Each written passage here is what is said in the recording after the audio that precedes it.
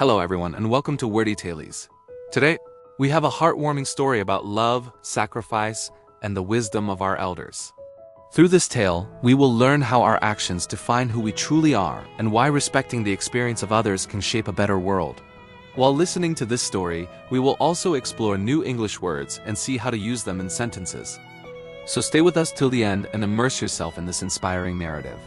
Once upon a time, in a remote village nestled among the mountains, there lived a poor young man named Isamu.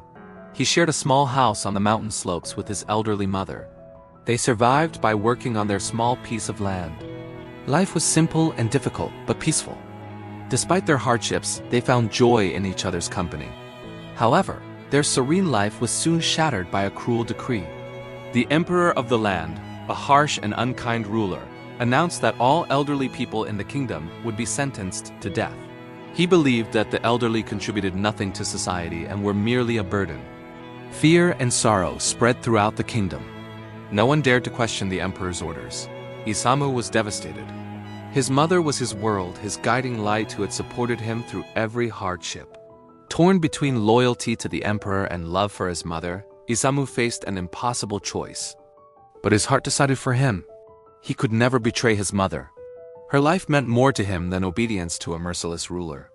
The next morning, before the emperor's soldiers could arrive, Isamu carried his frail mother on his back and climbed toward the mountains. He remembered an abandoned hut he had once seen during his travels. It was not perfect, but it would keep her safe. The mountain path was steep and rugged. The journey was exhausting. Yet Isamu did not stop. Unknown to him, his mother was quietly breaking small branches from trees and dropping them along the path.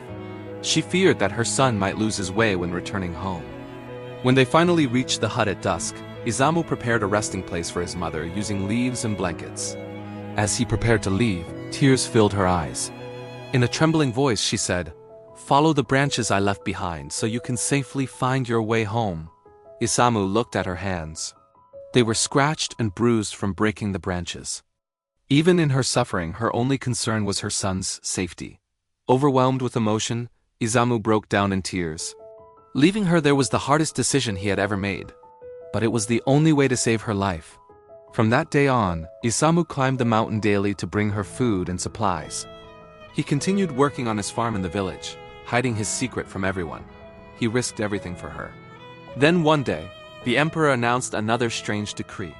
Every villager was ordered to make a rope out of ashes. It seemed impossible. How could ashes hold shape? Despair once again spread throughout the land. During one of his visits, Isamu shared the emperor's new challenge with his mother. After thinking quietly for a while, she said, "Make a rope out of straw first. Lay it carefully on a flat stone and burn it slowly on a windless night.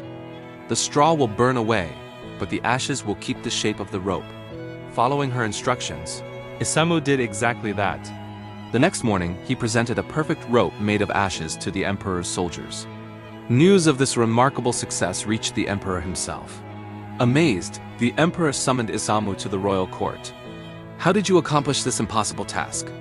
the emperor demanded. Knowing he might face punishment, Isamu chose honesty.